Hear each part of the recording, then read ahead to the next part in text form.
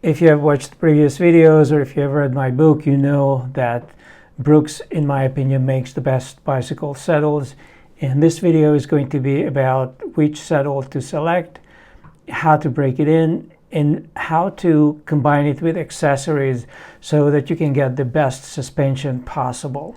If you have read my book or if you have watched some of my videos on seats and suspension technology, you will know that I basically recommend some of the top-end Brooks seats and also some cheap Butterfly ultra-wide seats, and for reasons that are already explained in the book or in my videos. So I'm not going to go into that. I will go into why I would select the kind of Brooks seats I like the most and how I would combine them with accessories to get the most out of them. It's no secret that I'm not too crazy about getting what is called a mid-width seat. That's what this is. This is a mid-width seat. Your seat bones are going to be here around the edge. That's going to be really uncomfortable. It's really nice that they have a fairly generous anatomic cutout so that your urethra and your prostate are going to be pressured less, but they are going to be pinched nevertheless, and they are going to be pressured. So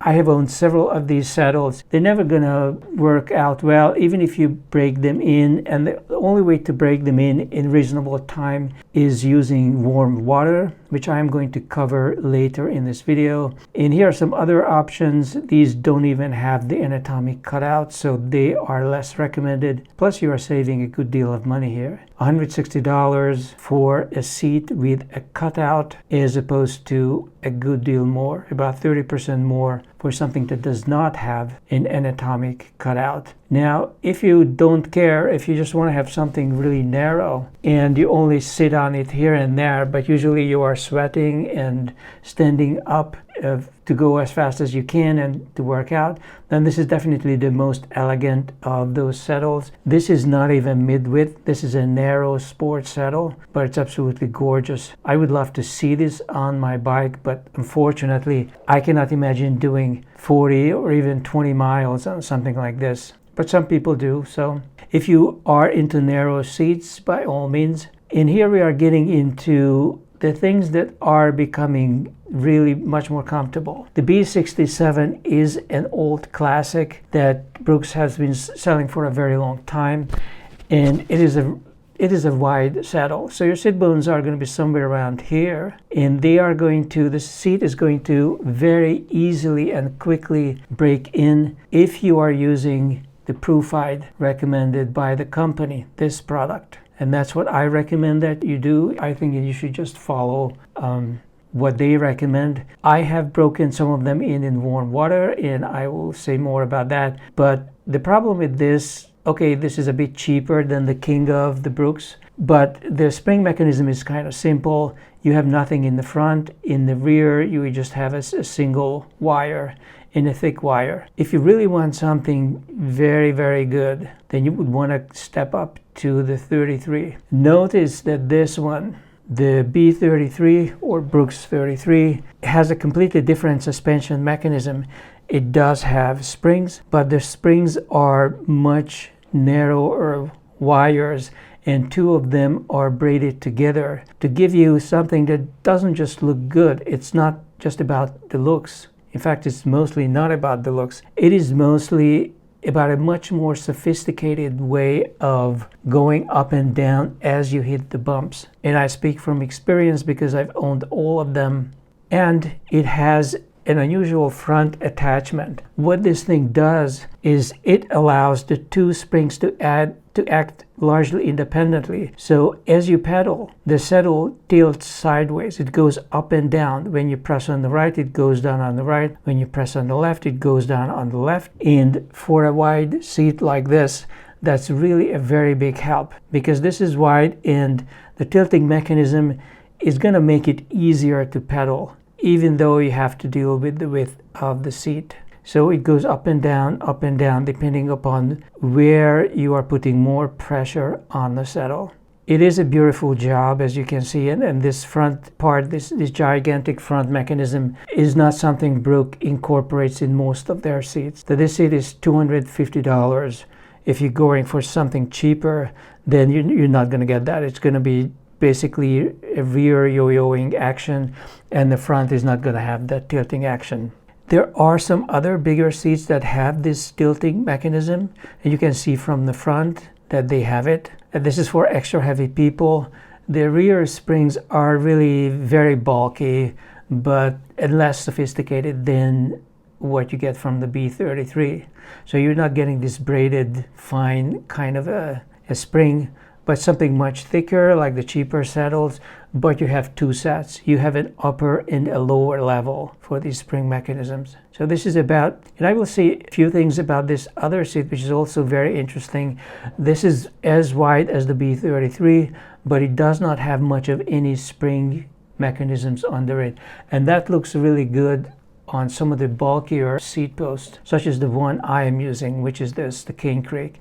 This is so bulky, it just does not look good with the B33, and that's the main reason why I sold my B33, because I wanted to have the Cane Creek Thudbuster that you see here, because this is going to give you the most of any suspension post, 90 millimeters officially.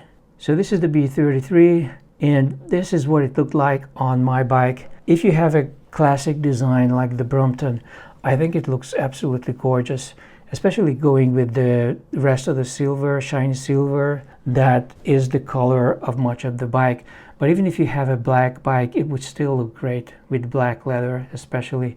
I acknowledge that it's kind of a big seat, so that might be off-putting to some people. Some people want a smaller seat. If you want to have a smaller seat, by all means go ahead. What I tell you in this video is still going to be helpful. And this is, of course, the very skinny B18. It's still very wide, but this is something that's skinny enough to be considered with a very bulky seat post. You cannot combine a bulky seat post like this one, the Cane Creek, with a B33. It would look laughable. It's just so different. There's this ultra-modern technical design with something as classical as this. I mean, you cannot imagine putting that Cane Creek below here.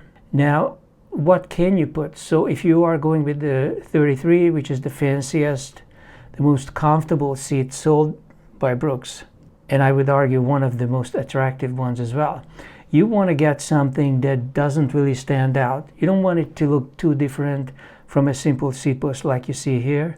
This is actually a titanium seat post, and titanium is a flexy metal, so it's going to give you a little bit of flexing as you sit on it, but unfortunately, unlike with a handlebar, the angle of it is too close to vertical, so you're not going to get a remarkable boost on the suspension of your seat. You're not even going to get a half an inch, maybe a quarter inch. A little bit of vibration is all you're going to get. So a lot of people would want to combine that comfortable B33 with something that doesn't look too out of place. And I would say the old-fashioned telescoping seat posts are really a good choice for that, if you can get something long enough. This is cheap, and you need something longer for a small wheel bike, unless you have an Alex Moulton space frame, which is a much higher support and a much shorter, more conventional seat post length than most of the small wheel bikes. So if you go for something that is long enough to be used in a Brompton or a Moulton, you're going to pay a lot more money for it, because these companies have to guarantee that the metal is not going to bend or break under you as you ride. So I'm just putting this out as an example, and you can scroll down and select and find something that's telescoping but long enough. But I guarantee you it's going to cost you a little bit more, closer to $100. Another item that I would recommend, especially if you are willing to drop some money on this, is the Redshift, because it is available in pretty decent lengths that can be used straight on a Brompton or Birdie, straight out of the box, so you don't need an adapter. And there is a little bit of bulk, so I'm not gonna lie, it does not look perfect.